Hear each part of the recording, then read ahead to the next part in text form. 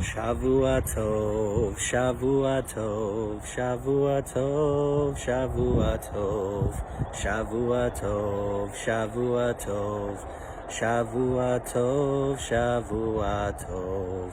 A good week, a week of peace. May gladness reign and joy increase. A good week, a week of peace. May gladness reign and joy increase.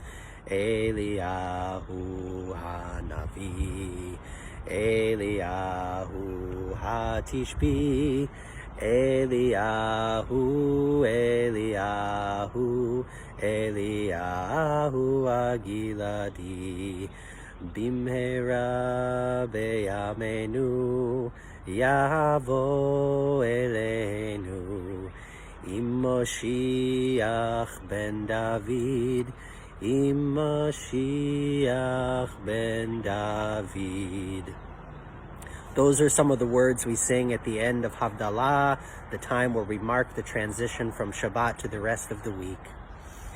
And it's funny because we have a practice on Shabbat of thinking about how the world is perfect. How is the world already perfect? This is why we don't ask for things on Shabbat, why we don't create things on Shabbat traditionally, because the world is already sufficient for our needs.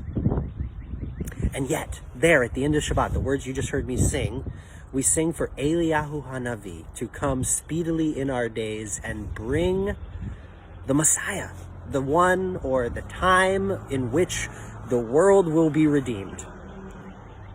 So which is it? We have the world is already perfect, it's already sufficient, and yet we know it isn't. And this is part of the spiritual discipline of Shabbat, of taking a moment to pause and say, all that other stuff, all that work, all the work of perfecting the world, of my own work, it can pause, and I can focus on what's already good.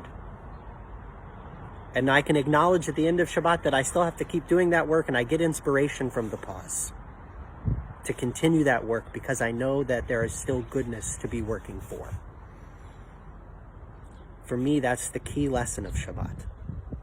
And now that we're living in a time where Shabbat and the rest of the week and our work and the rest of our lives blend together, my suggestion is that we each take a Shabbat daily. Now, it doesn't mean every day being Shabbat and taking time off, but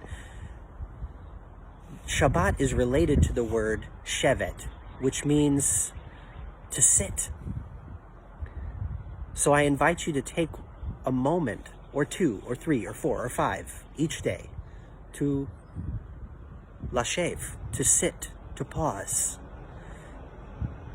You could sing, you could just sit quietly, but while you're sitting, don't focus on what's not going well. Don't beat yourself up. That's not the pause of Shabbat, of the Shevet. The pause is to say what's going well, to check in with yourself, to take a breath, to check in with the world, not about what's not going well, but to pause and to lift up what's good.